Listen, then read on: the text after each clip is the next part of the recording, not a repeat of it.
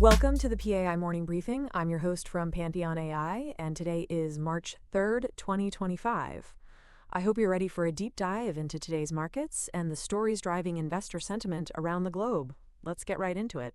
Starting off with a quick market overview, we see that Wall Street opened on a relatively steady note today. The S&P 500 is trading around 5,981.4, showing a modest gain of roughly 0.22%.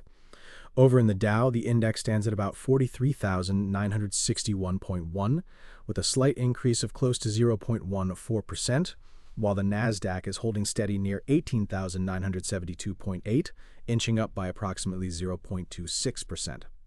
In the crypto arena, Bitcoin is down a bit at around 92,902.53, slipping by almost 1.47%, and Ethereum is experiencing a sharper decline, dropping about 6.5% to roughly 2,355.26.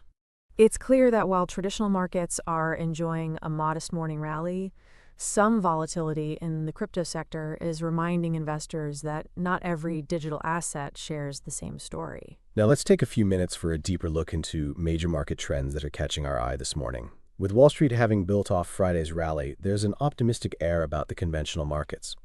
Investors seem to be focusing on upcoming economic data and a series of corporate earnings reports that are scheduled for later this week. It's almost as if everyone is playing a long chess game, where each piece, be it a tech giant like Nvidia, a fashion-forward company like Capri, or even innovative players in the space industry, is making its own move. Speaking of tech, one of the stories that's been on everybody's lips lately is about Nvidia. There's an analysis circulating about what Nvidia's current market valuation might say about where the stock could be in 5 years. It's a fascinating narrative reminding us that sometimes even a high-flying, well-respected company can be overvalued relative to its future growth prospects. The thought experiment here is similar to betting on a horse that has already won several races. Is the speed going to continue, or are we looking at a slowdown once the initial burst of energy wears off? That definitely puts a twist on the notion of, if it ain't broke, don't fix it. On another front, investors are turning their gaze to space stocks. There's been a notable climb in pre-market trading on the back of Firefly Aerospace's private landing on the moon. Yes, you heard that right, a private company achieving what many years ago would have been seen as the domain of national space agencies.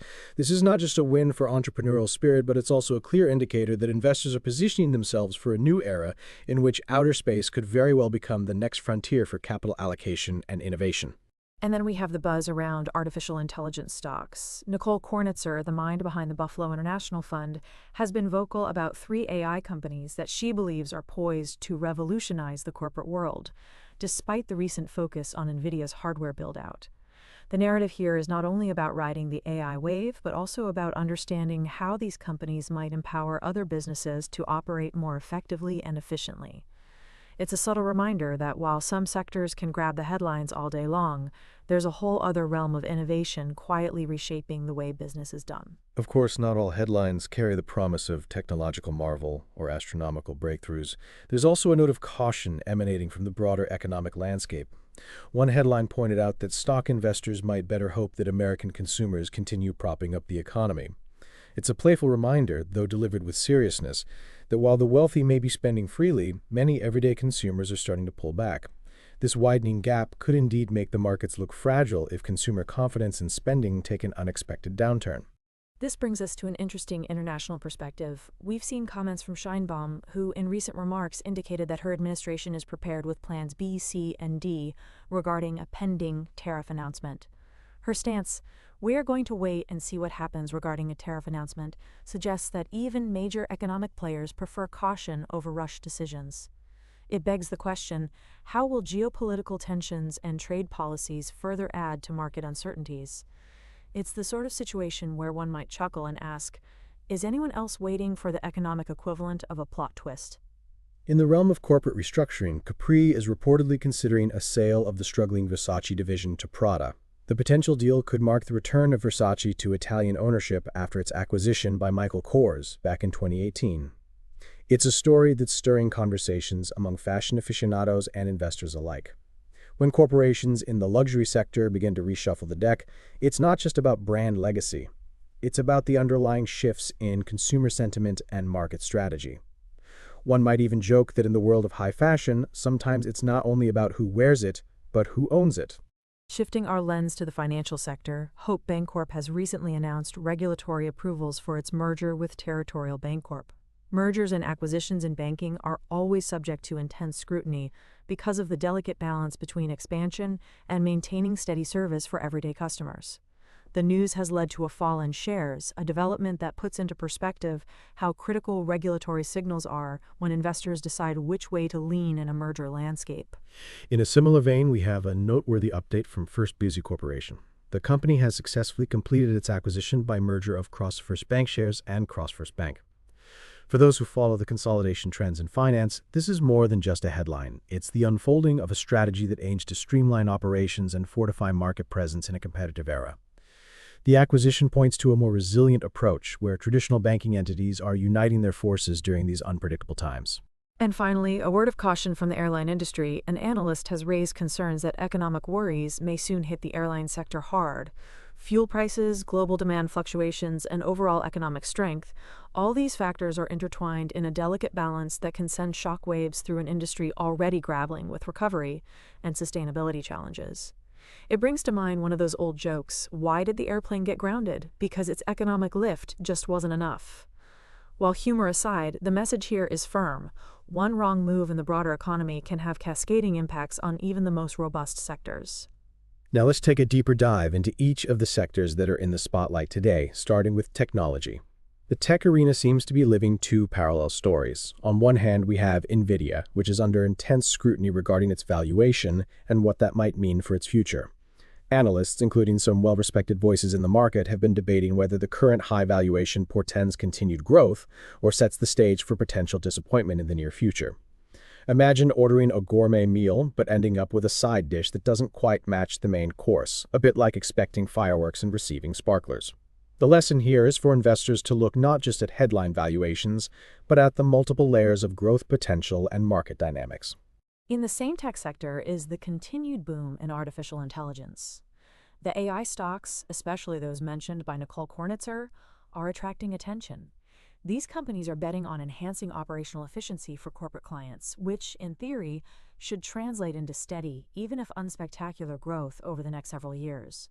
Of course, the specter of overvaluation looms, particularly when comparing them to established players like Nvidia. This nuance raises an important question for any savvy investor. In the race to harness AI, is it better to bet on the reliable incumbents or to take a chance on emerging nimble startups with the potential for outsized returns? It's like choosing between a well-oiled machine and a prototype that could either revolutionize the industry or sputter out unexpectedly. Turning our attention to the finance sector, the mounting series of mergers and acquisitions tells its own story of resilience and adaptation. With Hope Bancorp and First Busey Corporation making strategic moves, we see a clear trend towards consolidation. The underlying idea is to leverage operational synergies and scale to compete in an increasingly volatile market environment. When banks and financial institutions merge, it's not just about cost-cutting measures, it's about fortifying a position against economic uncertainties. There's a bit of dry humor to be found in the fact that sometimes these mergers seem like corporate families reuniting for a grand reunion, except that instead of reminiscing about childhood, they're strategizing over interest rates and balance sheets. The energy sector, though not as directly addressed as others in today's headlines, is subtly influencing investor sentiment. The airline industry's potential vulnerability due to economic pressures, such as fluctuating fuel prices and overall economic strength, highlights an important dynamic. Energy costs remain one of the largest operating expenses for airlines, and any shift in that fundamental economic driver can ripple through the sector. While the focus might be more on the immediate challenges, savvy investors know that energy outlooks play a critical role in determining future profitability for transportation companies and even broader industrial players.